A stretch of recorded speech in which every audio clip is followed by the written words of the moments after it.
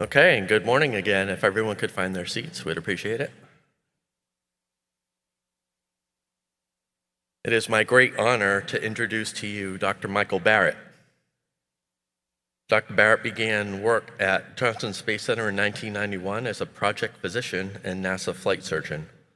With board specialties in internal and aerospace medicine, he worked heavily with the U.S.-Russian Joint Medical Operations and Research Support Groups for Shuttle Mir and early ISS programs.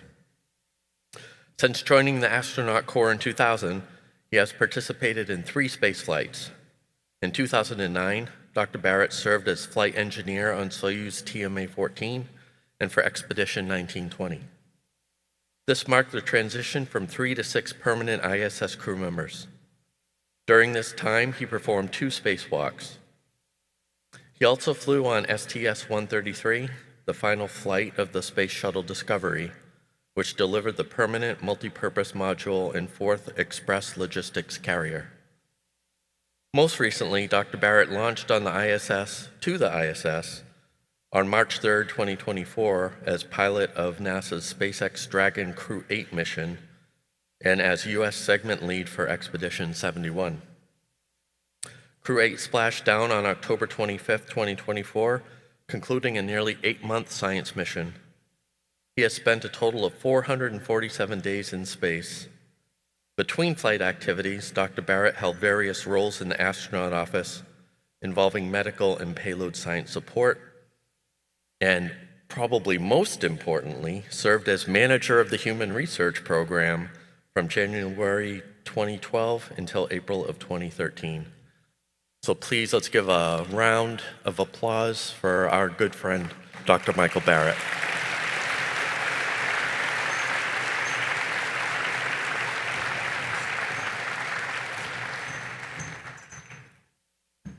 Okay, hey guys. I'll tell you 2 things right off. Number one, my attentions are a little divided today because we have a spacewalk going on, and Butch and Sunny are out there right now doing a spacewalk that I trained to do and I helped them to development work on. So keep in mind the ties between the ops and the science world, because that's going to tie into our talk a little bit. The second thing is that I would normally be nervous in front of a whole bunch of folks this big, except I know most of y'all and we all have dirt on each other. So we can be really, really candid. And what I want to do, are you guys hearing the echo like I am, by the way? I'm going to back off just a little bit. What I want to do is kind of talk about Cipher from the standpoint of a human subject. Now, some people have already asked me, Dr. Schellhammer, is this going to be praise or condemnation for Cipher?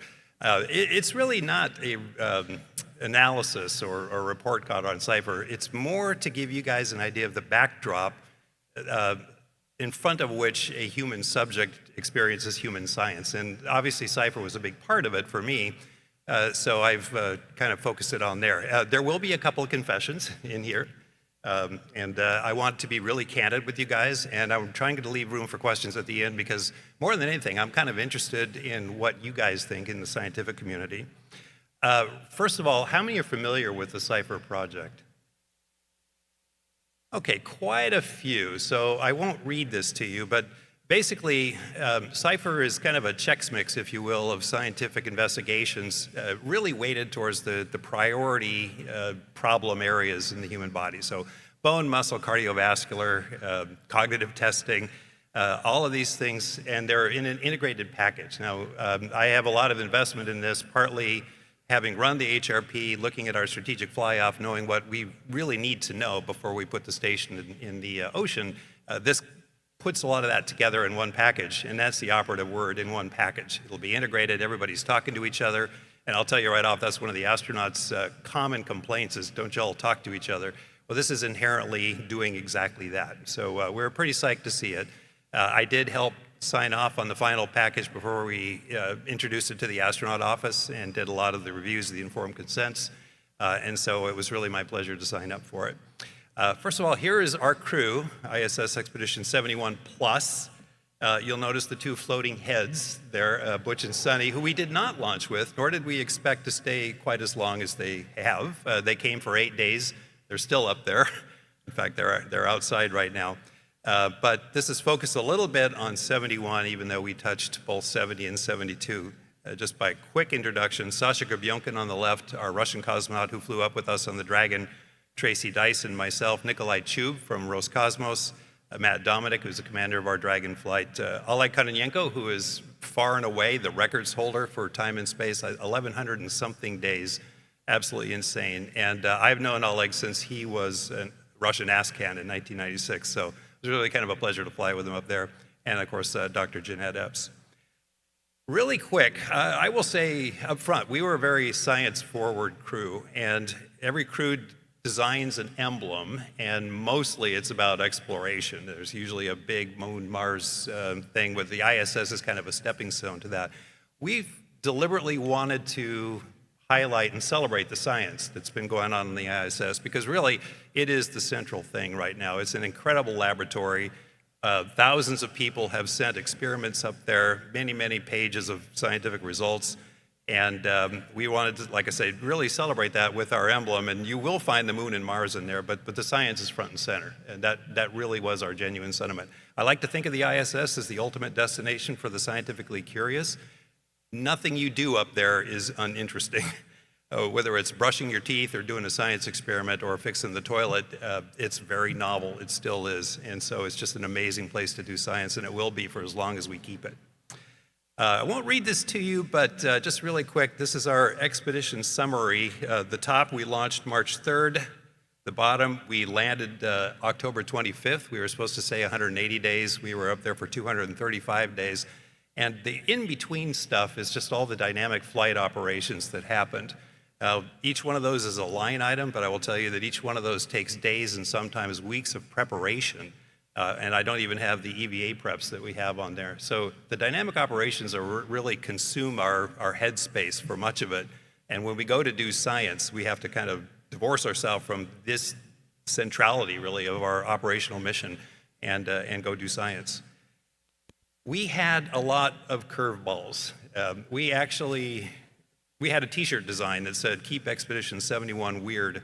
And apparently that has some political connotation, so they wouldn't let us print it. But in either case, we had a Soyuz launch abort. So it was a pad abort. They didn't actually launch right down to the wire. So that's when Tracy Dyson and her crew were coming up.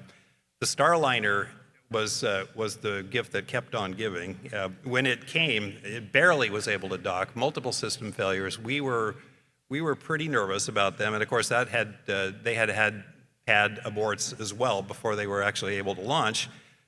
Long story short, then we had two unexpected long-duration flight crew members with a very open-ended plan. We had no idea whether the Dragon or the Starliner would be a safe haven, let alone a nominal ride home, and when that decision might be made. And as it turned out, that was a stuttering decision over a period of several months, to the point where we decided that if it wasn't safe for them to fly home, we would need to turn our little sedan into a station wagon and build extra seats in the Crew Dragon, so that if there was a fire or any reason to abandon the station, we had a way for them to come home in what we would call Brinkley compliant seats that would handle the loads of impact and the acceleration. And you can't imagine how much time that took. A lot of support from the ground occupational support groups. We had two aborted EVAs. I won't go into those details. One night at 2 in the morning, they called and said, "Hey, there's a Russian satellite that used to be there, and now there's a debris field. We need you guys to shelter in place now." And that was the first time we've ever done that with 3 vehicles. At the time, the Starliner was still considered a safe haven. So 3 vehicles worth of people got ready to evacuate and closed hatches and got all ready. Now, fortunately, as we got a little bit closer to the event, analysis showed that we were going to miss it pretty well. But that was exciting. We have a leaking Russian segment module up there. The station's been up quite a while. And we have a little bit of disagreement between the US and Russian side on the possible failure modes of that. But long story short, that led to us doing something fairly unprecedented, which was closing a hatch in the middle of the station and isolating the Russian side from the US side, which involved the Japanese modules and the Columbus module as well. That was really, really nerve-wracking. After working with the Russian program for 35 years, literally, having to close that hatch was extremely difficult. And there's much to that as well, but that occupied a lot of our headspace as well. And we pretty much failed every critical ECLS box up there. We were constantly worrying about our spares. We were often down to the last spare and had to build new spares out of old broken spares. And these are important because you get to the point where you might actually have to half demand the station if you can't get back online for food, water, CO2 scrubbing, you can imagine. So that was there as well. And then of course, when we finally were ready to come home, the weather wasn't. And so we got bonus days in space like crazy because of the high winds in the Gulf, whatever the Gulf is called now, but in the Gulf. And believe me, this is not a complete list. So I will also tell you that this is going to be our new norm. It's an aging station. We have new vehicles. We have a lot going on up there. And the one thing I quote my friend David Wolf on is the only thing you know is not going to happen is Plan A, and that is very true for spaceflight. I want to start with a little science summary that we cooked up to tell you that we did actually do a lot of science. We're very productive, and then I'll back up and show you how we did it. We can see Crew 8 being joyfully welcomed aboard the International Space Station. It's just great to be back. There's such a sense of familiarity and homeness to the station. Can't wait to get back to work. I know that our flight's going to go by in a blink of an eye, and really anxious to start. It's pretty cool up here that our work is fun and it's fun to work. Our daily schedule is awesome to me because it's different every single day. For example, today I got to put together a launcher that's going to launch satellites in a couple days. It's going to launch little baby satellites out into space. Tomorrow I might be doing experiments, all kinds of crazy things. And then I get to go look out the window and take pictures, so it's pretty awesome. Research is constantly changing. It's never the same thing. Like, we have transparent alloys that we're working on, a lot of DNA sequencing. But for me, one of the things that I've been a part of from the beginning is the immunity assay so that we can look at our immunity function while we're on board the station. The ISS is an incredibly well-equipped laboratory, and we are testing everything up here from the life support systems to exercise countermeasures, but also the ability to do science. Mike Huntsville on 3, we're liking the way it looks from this angle. Copy that. This is really nice hardware to work with. We are the hands and the eyes of all the researchers on the Earth. The other day I was working on something called the Code Atom Lab, where we can take materials and different particles and we can cool them down to some of the coolest temperatures in the universe. So many nations work together to put together this International Space Station. I love the space station, and I love being on Earth. When you look out these windows and you look at Earth, it just blows you away with its beauty.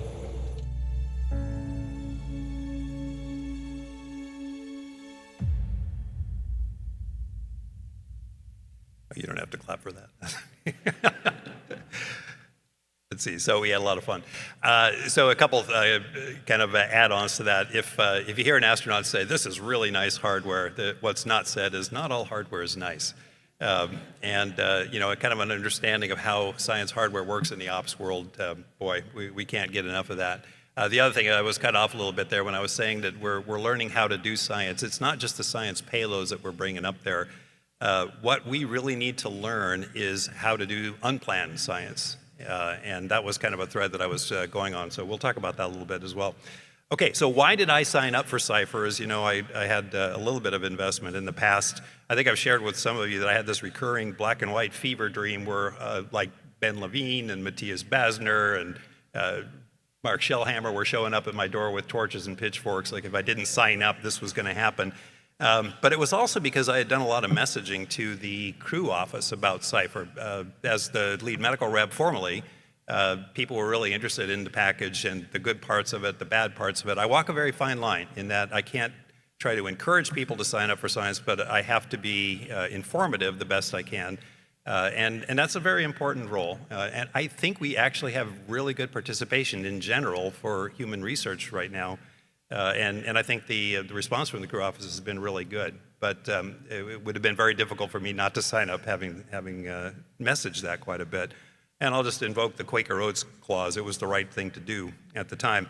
But I will make a couple of disclaimers real quick, and I often make these. The first thing, as a medical astronaut, I'm bringing to the table, I do have my individual biases and experiences. So I bring baggage to this as well. So keep that in mind. Often what an astronaut says is given too much credence and weight. Be careful with that, especially with mine.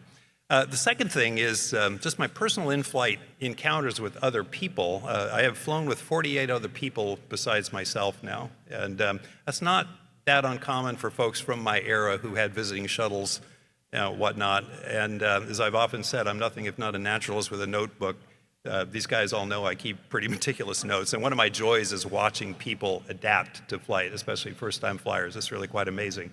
And so I'm based kind of on a conglomerate holistic experience of crew members in various stages of experience, rookies and experienced folks. It's really quite amazing. The other point of this, though, is that there is a very wide diversity amongst the crew office in their view towards human science and pretty much everything else. And that goes for trying to value the merit of the science they're doing. Everyone's got their own biases on that. And handling the privacy, whether it's medical operations or medical science. And believe me, we have extremes at both ends. And we have to respect that. So if people really don't want to sign up, there's usually reasons. We try to explore those, but we really try not to compel, and we have to be extremely careful with that. So one just a little note, really kind of kudos to the team here, honestly. The informed consent process for Cipher, and really all of the human research we did, went really well. Having reviewed informed consent briefings for many years, I know how much work goes into that. Sometimes with my crew, it was probably more resembling the Senate confirmation hearings. There was a lot of drilling questions and whatnot, but that's because there was a lot of interest, and the packages were really well put together, so I really commend that.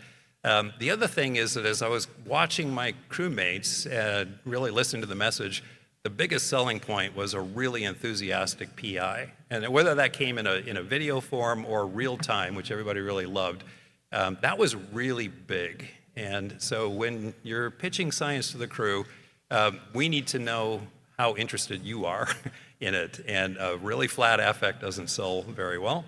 A really enthusiastic one does. That's somebody that you want to share results and discovery with.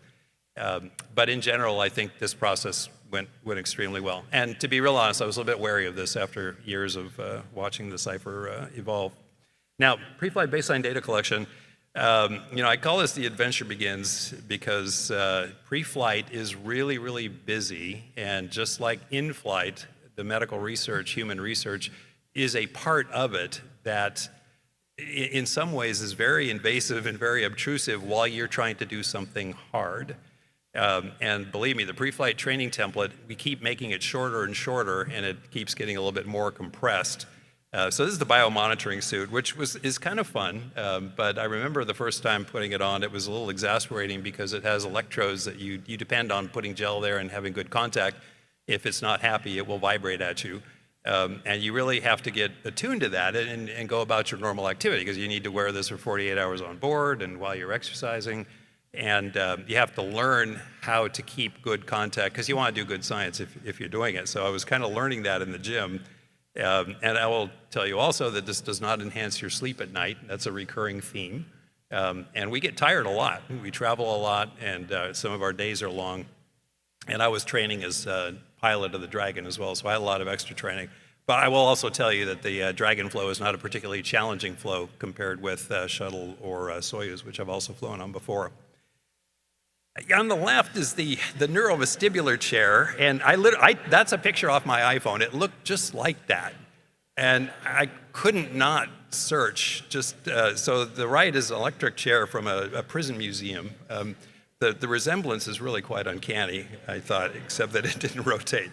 But just that foreboding and the lighting, the monster lighting, was really quite amazing. And you're always wondering how you're going to come out of this. Are you going to be able to walk straight and do everything? I did it. It was fine. In fact, it was actually kind of fun.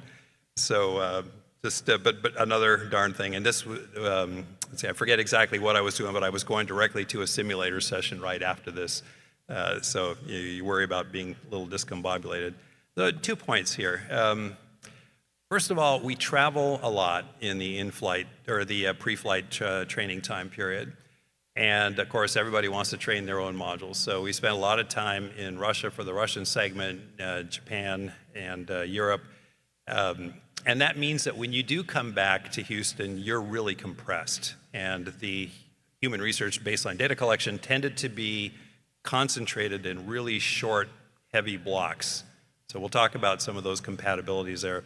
The other thing is this, I'm just showing you a very sad testament to where we are right now. We're not allowed to fly U.S. aircraft into Russia. We're not allowed to fly Russian aircraft. We have a couple of carriers that we can fly, and we flew into Istanbul, and then the flight to Moscow from there took 2.5 times longer because of the route we have to take. So there's a lot of geopolitical sensitivities that we're trying to navigate as we do this. I think some of you, like me, have worked with the Russian program for several decades, and that's predated many administration changes or world events. It's something that we cherish still, and we hope that this outlasts all the events that are going on right now, but something that we had to carefully navigate as we went along. And part of that travel, so this is Matt Dominic looking very excited while Cora Mickelson puts electrodes in his ears. We had EEG caps with gel in there. We had to wear those for a couple of nights in the sleep study. We weren't aware that was going to happen, and no, we actually ended up liking this investigator, Dr. Mickelson, quite well, but we were a little bit jet lagged, actually quite a bit, and not a lot of sleep on board. And then we found out this gentleman was coming at 10 at night to put these things on, have a good night's sleep after that, so which we did not. So it's one of those things. Yeah, this is my kind of my attitude towards it. We do it. We definitely do it. But I would say that for two reasons, you really need to consider it carefully. First of all, is this something the crew is going to want to do? Because we already have enough challenges to our sleep. The second thing is how are you going to interpret that data? This is not a normal, well-rested, prepared person necessarily that you're getting that baseline data on, and it's even more so in flight. This was kind of a fun day. I got a bill for $24,636.75. And this was after, I see Dr. Bungo in motion there. This was after a couple of very detailed, somewhat invasive functional or cardiac MRIs with contrast and whatnot. And on just 2 series of that. So it was kind of interesting monetary evaluation of what these studies are like. They did identify me as a person of probable economic hardship, so they knocked the bill down to $8,622.86. I spent a lot of time on the phone trying to explain to these guys what this was before the clue bird landed on my shoulder and I turned it over to the ROI folks over in HRP. But that was a bit of a surprise, and it kind of gives me a glimpse into the complexity of the world of the folks who have to manage all of this. So hats off to you. This I call vengeance phlebotomy. You walk in and, again, I know the phlebotomist, I know all these guys, and I just looked at this tray and said, you got to be kidding. Nope, we weren't kidding. And this was common, and this wasn't the biggest set I had, and one of my crewmates had a bigger set. Now, to be sure, this is all within limits. It's all within acceptable limits. And just like in a hemorrhaging wound, a little bit of blood goes a long way. There's a certain amount of shock value, even with a few drops. And if you look, there's about 30 tubes there, and if each one is somewhere between 4 and 7 mils, so 150 mils, how much oxygen carrying capacity is that? Not a whole lot. But you may be going directly from that to a max exercise test, which happened several times, either, some within hours and some within 24 hours. And so it may not hurt that much, your performance. It certainly will not enhance your performance, and it causes a lot of raised eyebrows with the crew. You will also, these are typically fasting, and it just happened to me on several occasions. I would also show up for this, and I had to be fasting, and then I went immediately across the street to do cognitive testing. And God bless you, the cognitive world. You guys, you had to put up with me all that time, but I come undercaffeinated, just having been bled, not fed, and I have to do what I call this soul-crushing cognitive testing, some of which I couldn't even figure out on the ground. And so, okay, we do it. We do a lot of things that suck. This sucks a lot less than many of the things we do in the operational world. But again, how good is the data? When you're interpreting this, is this a normal subject who independently is going to this study that is normally vetted as a single study, right? So everything, again, within limits, but when you put things in combination, you get a bit of a different outcome, I would say, and a bit of a different approach, certainly by the crew. So I don't know how you could do it any better, because again, we were so hurting for time and everything was so concentrated. But I would just put out there for awareness that vetting one experiment individually is part of the understanding. Really understanding holistically the combination of these things is another part. Okay, getting close to launch. This is the lovely Dr. Rusana Serebryakova, who's a very experienced Russian flight surgeon. And she's dressed that way for a reason. We talk about the ratio of pre-flight enemas to launches. Normally you want that to be 1-to-1. It wasn't quite for us, but she was getting ready to do our Russian crew member, and the Russian philosophy is to do a pretty darn complete cleanse, for better or worse. I experienced that on my Soyuz launch.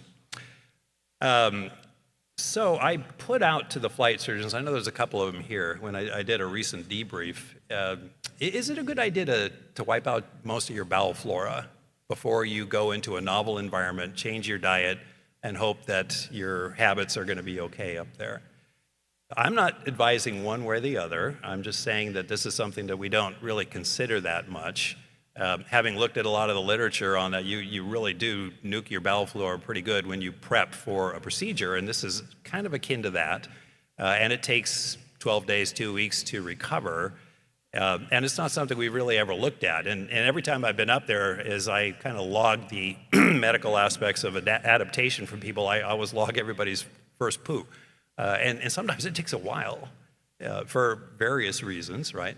So, again, are we doing ourselves a favor here? Now, to be clear, only one study I could find that looked at the downstream metabolomic products that result from wiping out your bowel flora. It shows that there's probably some resilience in the GI system that accommodates this. Some of those metabolomic products actually maintain pretty well after this, but none of those were mapped to function.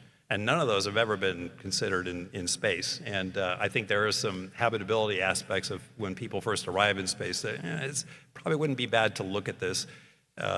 Maybe we can make things better for some folks on board. And I personally believe you should never fear pooping in space, whether it's in the Dragon or the Soyuz or whatever, that we design them that way for a reason. So I'm just putting that out there. Personal habits, I said there's a spectrum of astronaut consideration for privacy. I'm kind of at this end, the left end for me, so I'm probably a little more open. Really easy on the cleansing, a little bit just to avoid that first day, but that's it. I also spend what I call quality Trendelenburg time. So you get left alone for a couple of hours before a launch. And I am a really brisk fluid shifter. I've known that forever. I don't like being upside down, whether I'm doing spacewalk practice in the NBL or hanging from the monkey bars, you name it. And I can't imagine that doesn't contribute to some of my own sand susceptibility. But I have a really brisk cardiorenal reflex. And if I just lie in Trendelenburg, well, that's still effective, which is the opposite when you actually get into weightlessness. I diurese a little bit, and I end up with a very dry suit when I arrive on orbit, and I feel really good. Some people worry about hydration, and frankly, I'm not worried about orthostatic intolerance on launch day. I'm not deconditioned. I'm really not that dehydrated. And I think that, I also know other crew members who do this, by the way, more on the Russian side. But for me, that works really well. And I did not use space motion sickness prophylaxis, and I'm glad I did not, but it may or may not be good for other people. There's some data coming out soon that suggests that it probably is not, but I would use the operative word probably. So those are my pre-launch habits. This was the crew after the first launch wave off. So again, we didn't quite nail the enema to launch ratio. So everybody was like really happy. Not really. So late at night, you kind of had to doff your suit, go back in there, get weather briefings and everything. And I did not take this picture, but this pretty much represented crew morale after all that build up. Okay, launch day. Give that the prerequisite pause. There we go. Notice that I can't stand up straight here. Pilot Michael Barratt walking down the crew access arm. I'm not that short. The techs are making sure their helmet is protected on the way in. Jeanette Epps, Alexandra Gravenkin are 2 mission specialists for Crew 8. 5, 4, 3, 2, 1, ignition, engines full power, and liftoff of NASA Crew 8. Go Falcon, go SpaceX, and go NASA. So it's actually a pretty gentle ride. Not quite as gentle as the Soyuz, definitely much more so than the shuttle. Just to let you know, it's kind of like a roller coaster ride with a bunch of really excited teenagers. Just want to mention the NASA community is just a really warm but steely-eyed family that does amazing things, and it kind of hugs you, but it pushes you into the unknown while watching your back. So I was kind of fortunate in a way to fly with 3 rookies, and they really were screaming like teenagers all the way up, like just, put your hands in the air. I was like, dudes, come on, we're on a rocket. But that was really, again, part of the joy of it. When that main engine cuts off, and with the Dragon, you have windows right in front of you. So all of a sudden, we could see the Earth and kind of feel the zero gravity, and it was just really electric. So it was a lot of fun. There were 30 hours or so of phasing uphill. So between launch and docking, that can be a very eventful time. For us, it was an eventful time. We had procedures. We actually had some science to do. SpaceX, in their good graces, allowed us to fly one of their Butterfly IQ ultrasound devices, and with the veno-occlusive thigh cuffs that we were carrying with the crew, we were actually able to do a little bit of science. I'm still waiting to get the imagery back, actually, from SpaceX on that. But we have some recorded data as well. So it's really nice to have a vehicle that you kind of control again, that we lost from losing the shuttle program, that we can actually do some of this immediate post-MECO science. Anyway, fast forward, I will tell you that we arrived at about 10 in the morning. I had gone about 30 hours plus the launch day, so probably 36 to 40 hours without sleep. And then it was a really busy day. A lot of that was science data collection. So went immediately to the Columbus module, and was during neurovestibular tests and a bunch of other things. And again, I mean, we did it all, but I'm not sure how well people appreciate the condition of the people who were actually subjects that day. And probably the schedule, we talked to our flight directors after that, the schedule might have been a little too aggressive for us on that very first day. Now, if everything had gone well, everybody had slept well, you arrived fresh as a daisy, great. It's just not something you could count on, and again, something I think you have to account for. Just a couple words about veno-occlusive thigh cuffs. This is Matt Dominic, and he's wearing his investigational thigh cuffs really for symptomatic relief. For me, I think, again, it's because I'm a brisk fluid shifter, I get a lot of value from thigh cuffs. So I use Braslets, the Russian version of that, which they've been using as a countermeasure for 40 years. Yes, 40 years, 4 decades. That's a long time. Why? Because it works. And on my shuttle flight, I actually went to Academy and I bought a couple of webbing straps, and I flew those, and they work great as well. And I had some other surrogates. I had a pair of these, and I had some Russian Braslets that I used almost throughout the mission, actually, off and on. But certainly those first few days, it really, really helped. So I'll just put that out there. It's not scientific. We do not have a really good current data set about how effective this is as a countermeasure. I will be very upfront with that. When I talked to my Russian colleagues at the Institute of Biomedical Problems, they said they did data early on and they quit doing data. They said, we know it works for some people. Why do we need to know anything more? Different philosophy, but I understand. I was very fortunate in a way in that I adapted to zero gravity a lot faster and a lot better than I did on either of the 2 shuttle flights. And I was worried about that because it had been 13 years since I had been in space, and I ain't no spring chicken, and wonder what time was going to do to that. But physiologically, I felt really good. I will say I had a little bit of nausea after the first maybe 10 minutes after MECO, and it just went away for whatever reason. And I started eating, and I docked, and I was hungry. So everybody knew I was okay because I like to eat. And that was really nice. And interestingly, some of the medical issues that I had on my first flight, which included dermatitis and low back pain, the space adaptation back pain early on, and a few other things. So yeah, cold sore outbreaks, HSV, none of that happened in 235 days.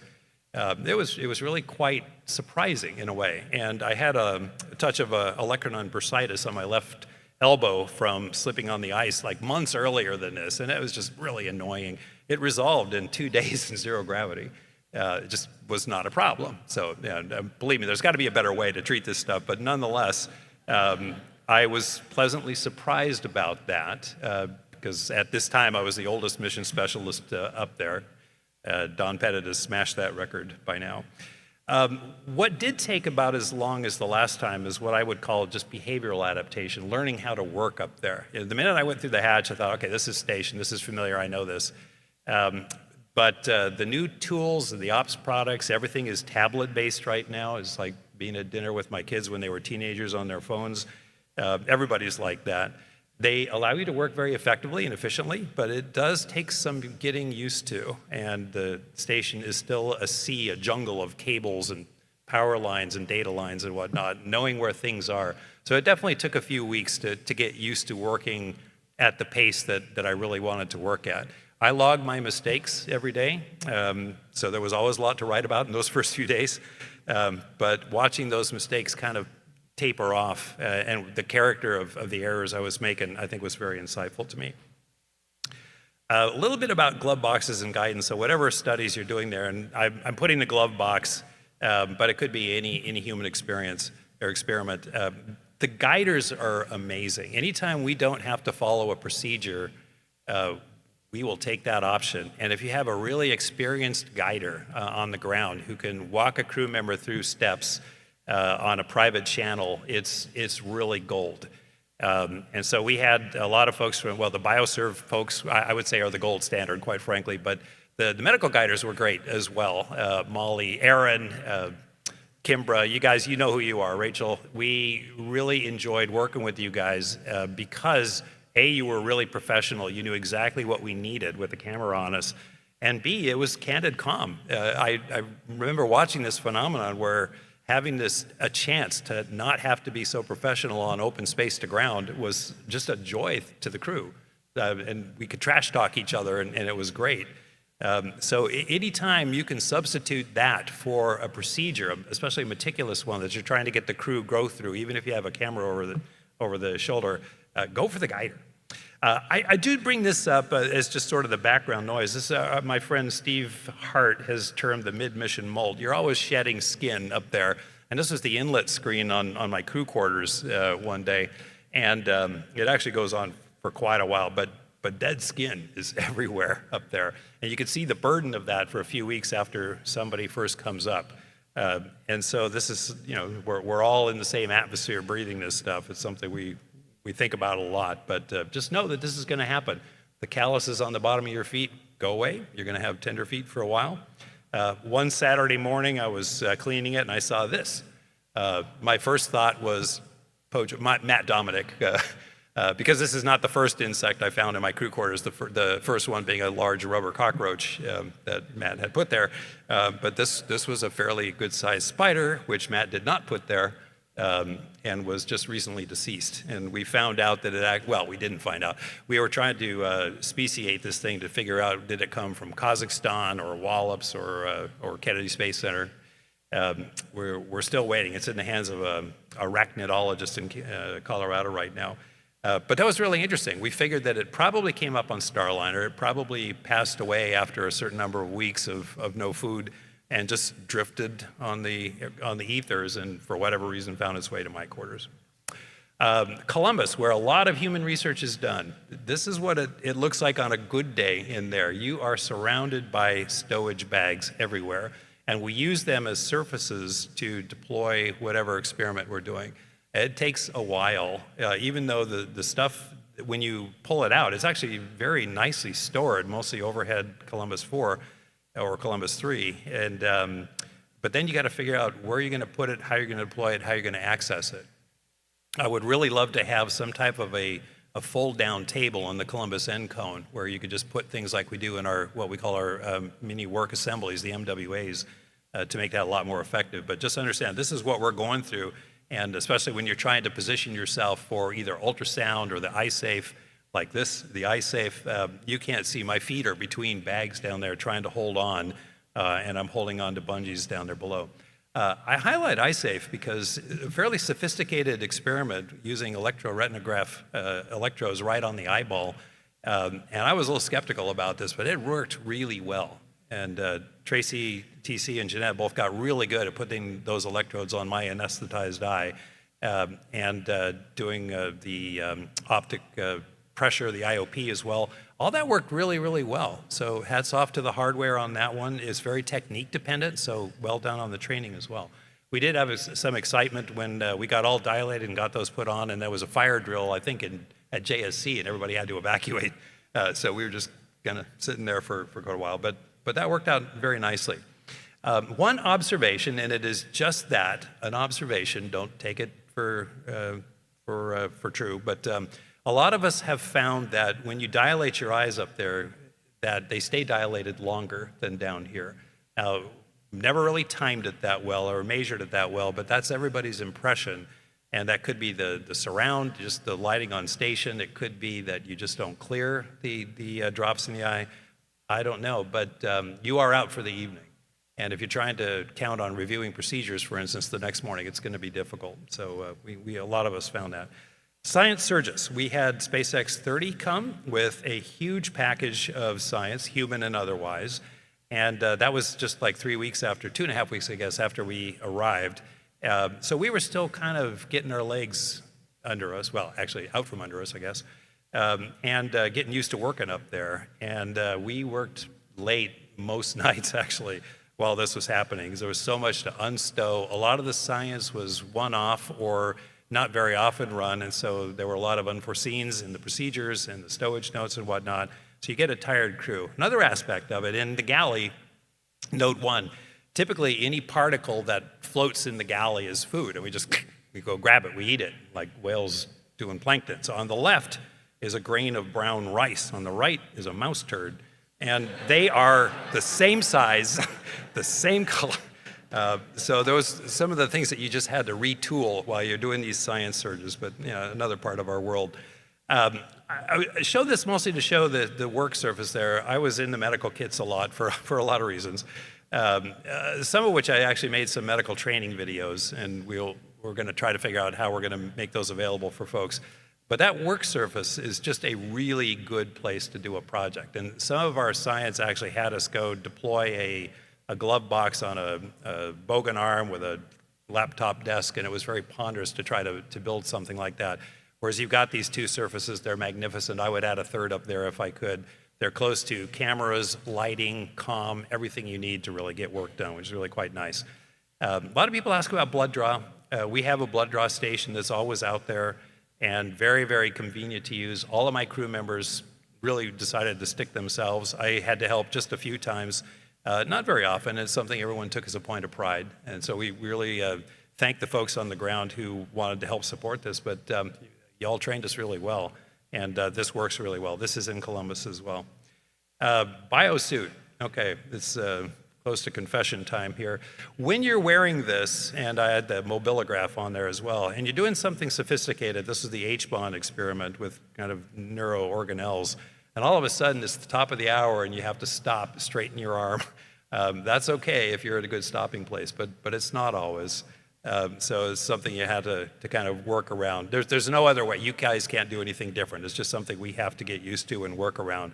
But I do remember being called by the ground once saying, what's wrong with you? You're doing this and all of a sudden I'm just putting my arm out there to rest a little while. So that happens. Confession. One time I put on the biosuit. I think there's some Marshall guys listening now, so they're yucking it up probably pretty good. It took me 20 minutes to get the suit on, and I was thinking, what happened? Am I so much bigger? What is going on here? I finally did wriggle into it, and sensor contact was fabulous. I didn't get vibrated at once, but long story short, it ended up I was putting on Tracy's. Tracy's a lot smaller than me, and in my defense, where these guys were stowed, there was a little tunnel in the back that people weren't aware of, but mine was actually off to the side. It wasn't there, so I grabbed the bag without looking at the tag at the end of the drawstring. But man, I had no problems with the sensors, but I did get it off as quickly as I could. But you learn, you have to exercise up there with this as well. And again, it doesn't really enhance your sleep up there. We did have a very good relationship with our Russian counterparts. I just want to throw that in there. In fact, what we did was critically dependent on that relationship for all sorts of things, especially with that leaky module and some of the other operational things that we had to do. I sometimes would go down and help these guys with science, with blood draws, and a couple of other things. And that relationship is still strong and critical to us. I'll just put that there. Towards the end of our flight, I have a reason for showing this. We had actually asked to do a ship-to-ship link-up with Polaris Dawn even before we launched. And at the end, close to the end of our flight, I was really wondering if Polaris Dawn was actually going to make it and launch before that. But they did. We had a fabulous time. These guys are our colleagues. We know them all. I love the idea that there is a community that is across commercial lines and international lines, I would say, as well. But that's something that I think is only good for us. How we turn that into communication and make sure we share results, medical issues, and things like that is still a little bit dicey, but we do in our way, and nobody should have to reinvent the wheel. But the other thing about this is that between the 12 of us on station at the time, we were doing a Soyuz handover, and the 3 on the Chinese Tiangong station and Polaris Dawn, there were 19 people in space. That is the record. And it's interesting. I was up there when we set the first record of, I think, 13 during my first long flight, and boy, just watch this space. This number is going to go up. It's kind of exciting. All right, getting towards the end. We're getting ready to land. You can see there's a lot like an iPhone that you swipe the displays, very similar to that. This is us kind of screaming in, and we waited a long time for a good weather window. And as we're coming down, we're looking up at our camera view, watching our drogues come out, our mains come out. The water was so glassy that what you're seeing there is the reflection of the clouds in the water. It was really quite remarkable. The splash was much more gentle than I expected. The motion post-landing was also very gentle, and even this, the lift, 35 minutes after we splashed down, was not provocative at all. And I was actually feeling very, very good during this time. In fact, I landed the best that I've ever landed. I felt even better than after my short shuttle flight. Now, I did medicate on the way down. And for me, I think it helped, and I landed really happy and really hungry. I will tell you that within about 2 hours of landing, I had a 5,000-calorie breakfast, and I felt really good about it. We were a little bit delayed for various reasons in getting back to Houston, but it was about 12 hours after flight. So I just, again, feeling really, really good. Went over to do the post-flight, and because our crew duty day was unexpectedly prolonged, they said, you don't have to do this, but I did. I mean, it was a no-brainer. This is pre-flight, tandem walk, arms crossed, eyes closed. Why would we ever do that? But because it's good data, right? We're trying to figure out if we could walk to a habitat if we landed on Mars. We wouldn't do it this way, but I get it, visual stimulus. So I was pretty good. After 235 days, now, I hear you guys, but this is actually pretty good.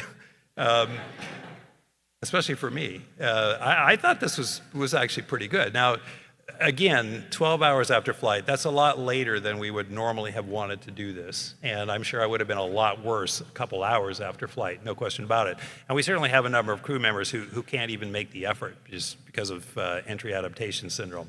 But that was pretty good. And I know some of you are involved in these experiments, but I also did I did the rise from fall, and I did the, I forget what you call it, but I deployed the ladder and threw the pack, after climbing the ladder, threw the pack out, went around, got it, hiked a little bit with it, came back, did the obstacle course, I did all that stuff, and I was just flying higher than a kite.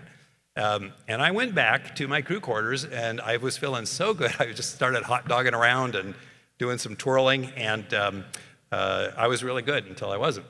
And this was, 16 hours after. I can't imagine how many times I've warned crew members to watch out for the pitch feedback loop, the positive feedback loop that happens when you go, say, to tie your shoes, and you lean over, and the pitch axis is very sensitive, so you start tumbling a little bit, and then the weight of your torso kicks in. So your ability to recover from that forward pitch gets a little bit worse. And that makes you go a little faster, then a little bit more pitch provocation, then a little bit more weight, and bam, I went down, got cold cocked by the molding. My wife was there. She asked me who the president was and what year it was, and having answered those correctly, I got this much sympathy. And she said, let's take your mug shot, right? So, and this turned into a lovely black eye.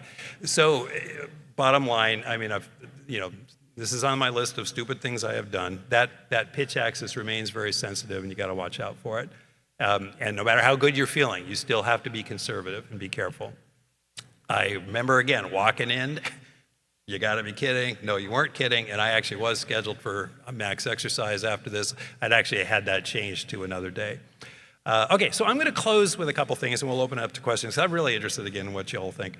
The relationship with the science community is really crucial. You know, having a congenial, collegial dialogue with you guys between the crew it pays big dividends. It's not easy to do.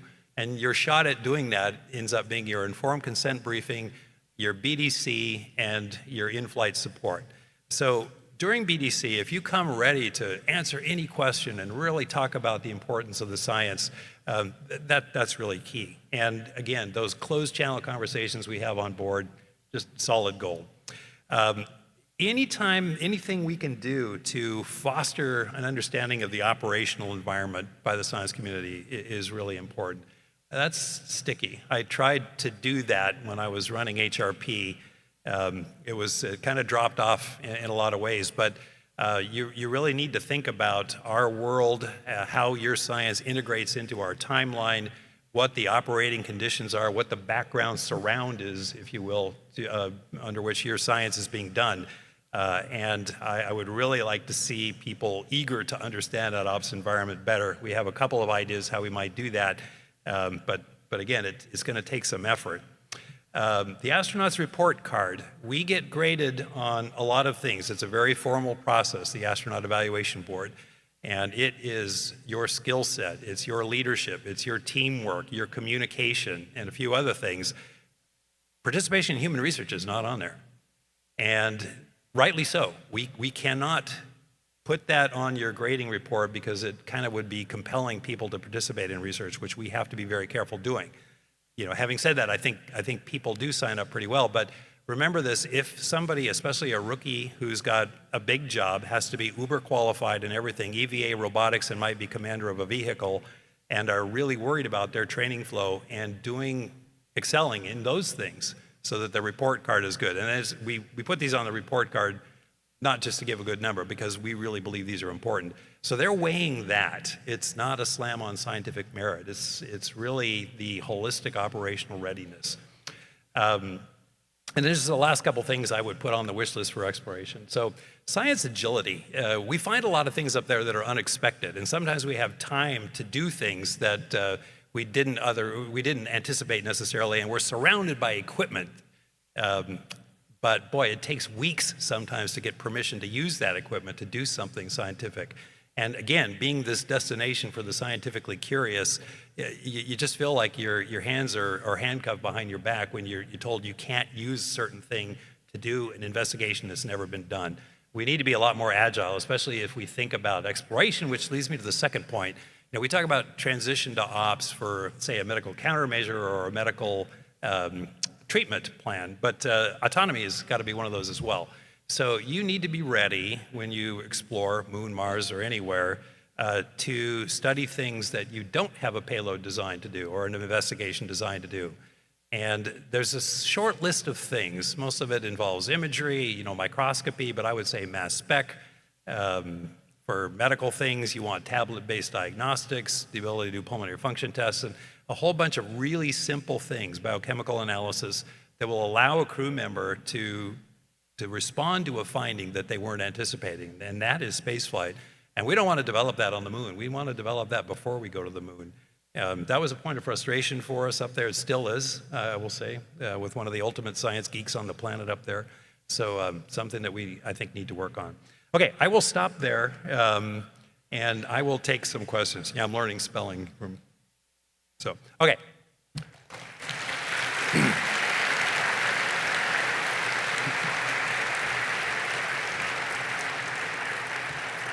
Chris. Thank you, Mike. Christopher Summers. Following up on your last slide, what would be your top 3 experiments that you have not yet done that you would like to do thinking about your science of opportunity?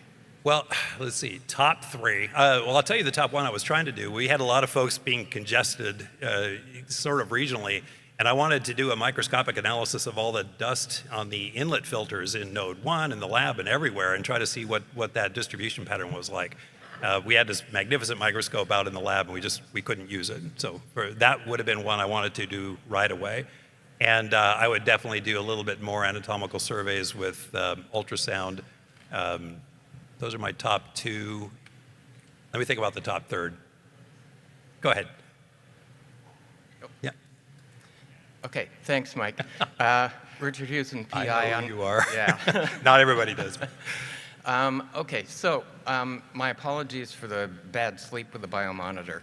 But let me tell you, when you put Tracy's shirt on, we got excellent signal quality. So, I'm glad you confirmed what my impression was. Yeah, those electrodes were really held nice and securely, and that was really great. But then you switch back to your other shirt. So, yeah.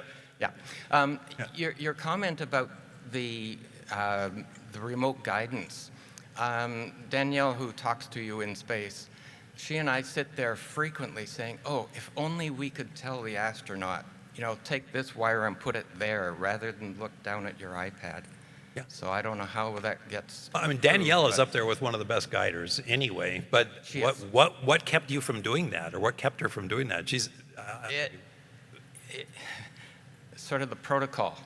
So she's told, I can't just sort of jump in and tell astronaut A, you shouldn't be doing that. Well, then that's one thing we can fix. In fact, interestingly, a lot of our guiders had no problem. If we were doing something idiotic, they would tell us immediately. And we want to hear that. We don't want to hear afterwards that we could have done something that might have given us better data. Yeah. So let's talk about that, because I think that's something we can fix. Thank you, Richard. Good to see you. Mark, excuse me, Mark Sheehan Auckman at the Johnson Clinic. You mentioned something about long hours and sleep deprivation, and this is, of course, a long-time issue for astronauts. You're better at everything when you're well rested. What's the status of that? How much of a problem is sleep deprivation, both during launch and while you're there, and what can be done to improve that? Okay, so a couple of things. The investigative stuff that we do, a lot of that, again, doesn't enhance your sleep, whether it's ear electrodes or the biosuit, no question about it. But I would also, in context, say that's a tiny fraction of the things that assail our sleep. So two aspects of that. It's another impression, which I've had for a long time, and I try not to solicit from others, that you need less sleep for the same level of alertness up there. I was told that by two of my crewmates without even prompting, not even asking the question. So we get by okay in spite of that. In general, that's not so bad. And then the other aspect of that is a lot of the sleep deprivation is self-inflicted. When you get to the end of the day and there's something you really want to do, you're going to stay up late to do it. So I would say that's a large fraction that people may not account for so much and might blame the environment. Other than that, it's just the standard stuff. You need crew quarters that are quiet. That's the main thing, and you need a schedule that supports it. I would like to see lower use of sleepers up there, honestly, but sometimes that's because things are just a bit too loud. So, yeah. Hello. Surprise. Hello. We're getting left out in the end. Yeah. Sorry about that. I'm sorry. No, it's all right. I'm Helen Schell, artist. You were talking about science agility and a desire to do greater activities. Is there a desire to do creative and artistic activities up there?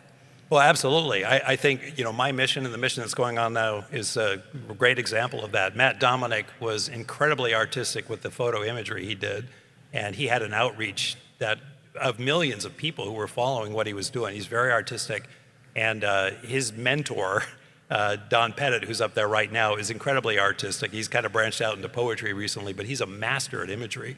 So we have the tools, we have the time, and for those that want to do it, it's absolutely encouraged and enabled. Excellent. Thank you. Hi, Dr. Barrett.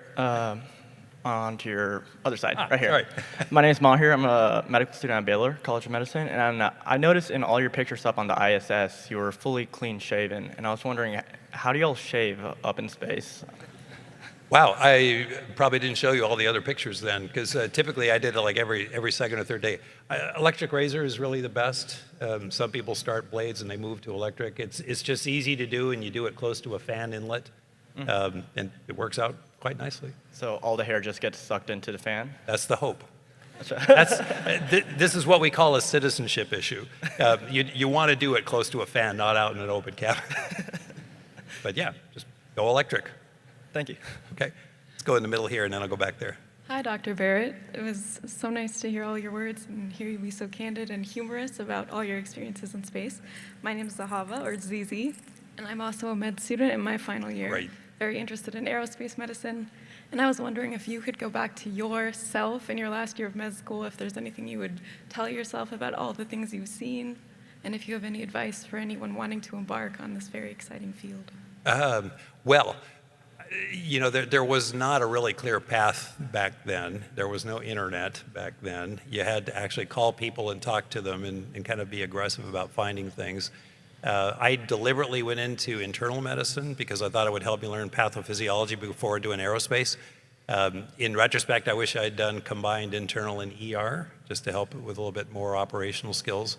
But having come here, I've seen a lot of people with very diverse backgrounds, and it makes us stronger. So I would say find the medical specialty that you want, combine it with aerospace, because that knowledge set really is important, and then see which way the wind is blowing when you're done, because things are changing very quickly. But you know, the enthusiasm you have right now, I had to explain to people why on earth I was even considering that. People thought I was crazy.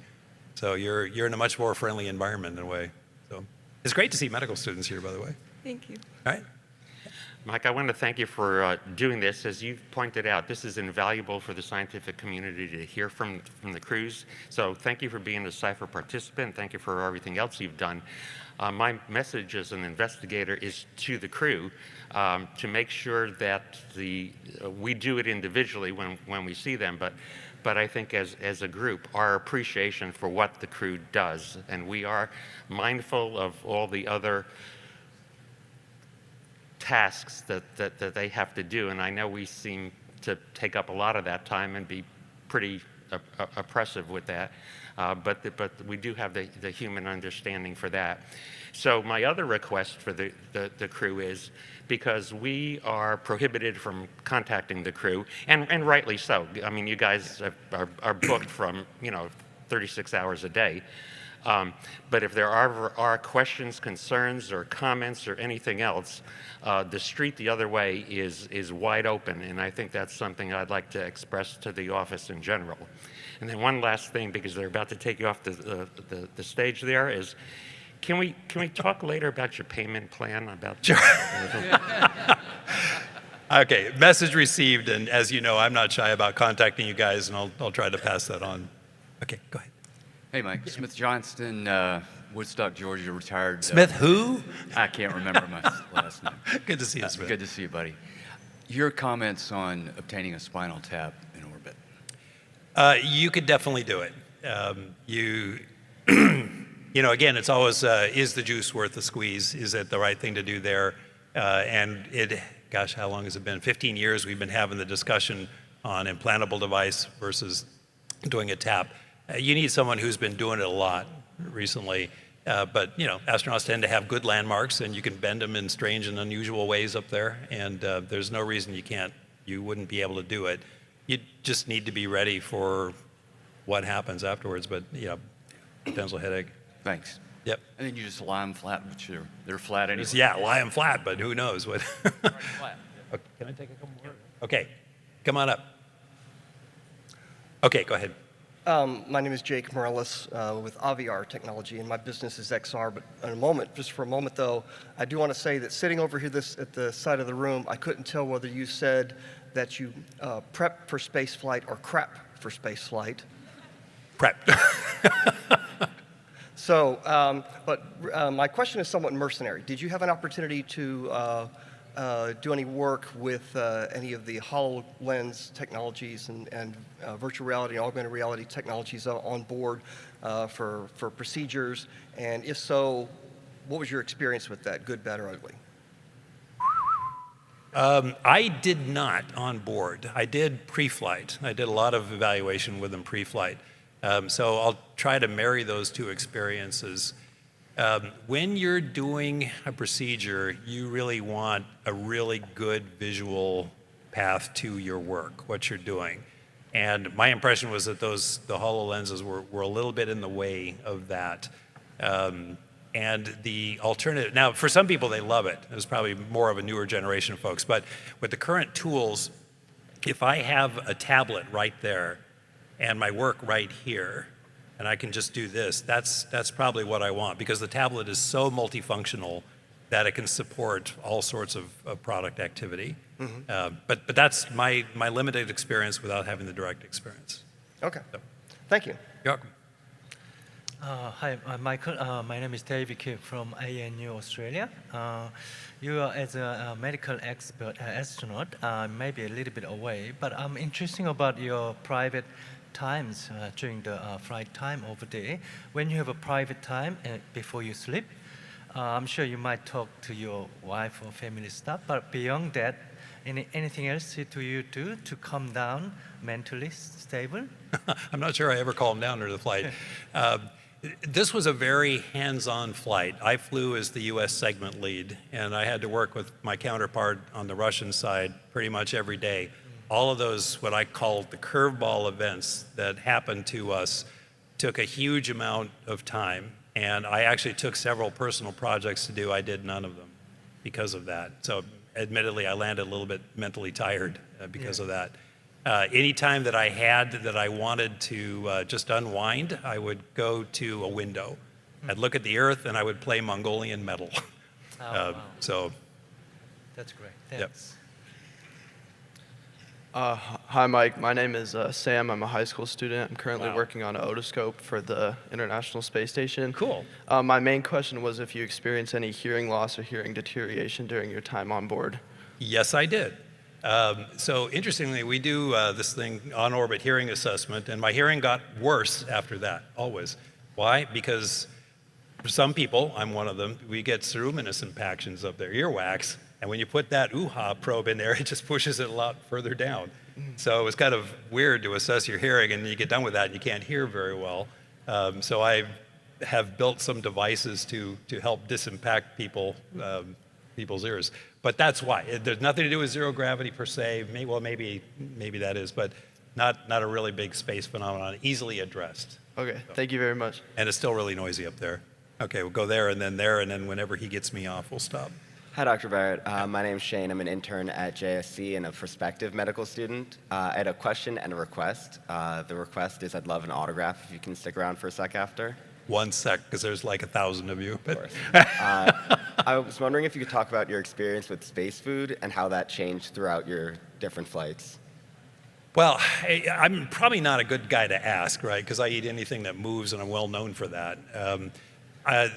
The space station is the best place to eat off the planet. It's never been better, and it's never going to be better. You know, you have all the international partners, so we have European food, Japanese food, Russian food. Some of that is to die for. We've got a really wide variety of menu items, and some off the shelf, and we get cargo vehicles about every 8 weeks, which bring you fresh food. We always share that as a crew. My first flight, I started I was probably settled out at 4,500 calories a day. This one, it was like 3,200 calories a day. I got no problems with the chow up there. In fact, I would tell you that if anybody complains about the food on station, tell them Barrett says they're full of baloney, because once we break orbit and go to the moon, go to Mars, it's gonna get worse. It's really good. Favorite space food meal? Man, I liked a lot. You know, everybody loves shrimp cocktail. The Russian stews, lamb stew is amazing. The fish that we have up there now is really, really good. Curries, things that are really flavorful and savory. Yeah, food is good. Thank you. All right, hello. My name is Will, and I'm a high schooler from Buffalo, New York. Wow. Wow. Yeah, it's pretty far. I'm here working with the NASA Hunch program as a high schooler to create a project to improve mental health. So our project is a sleeping mask that implements multiple treatments to try to make the environment around your head, nice and comfortable. So can I list a couple things and ask your opinion on how you would feel about them? Sure. Okay, so remember, I'm an N of 1, though, and my opinions are free and worth every penny. So don't take it too far. Okay. Okay. All right. So one of the aspects of our sleeping mask is it's actually a hat, very comfortable hat made out of like silk that goes all the way around. And in the folds, we have these non-invasive kind of headphones. They don't go in your ear, but lay on top of them. And I would like to know if you would be interested in wearing something like that on the space station that could play some slow instrumental music or brown noise or something like that to block out the kind of noise you were talking about being up there. Sure. So again, personally, I sometimes, so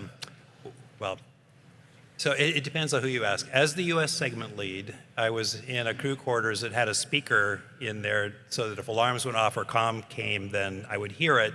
Didn't always work, so I opted never to put anything in my ears for sleep because I really needed to hear the comm or caution alarms, which were kind of quiet sometimes.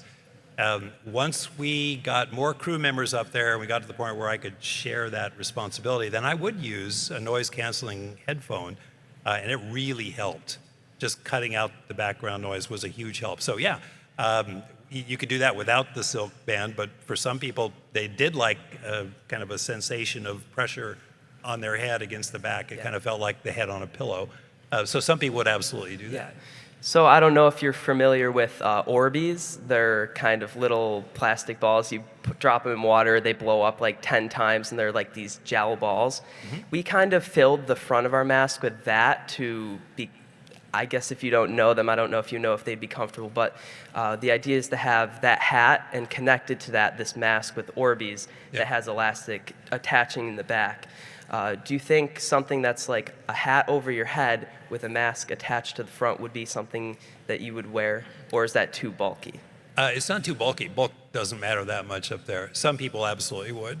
Okay. It's probably not the first thing I would grab. I never use sleep masks or anything like that, but many others absolutely wouldn't go to sleep without them. So we're diverse, but yeah, I bet you would find a market. I realize I'm taking up a lot of time, but could you give me one thing you would hope to have an improvement on in your sleeping, other than the question that was asked earlier, like really just maybe about the mask? Noise. Yeah, cutting down the background noise is the biggest thing you could do. All right, thank you so much.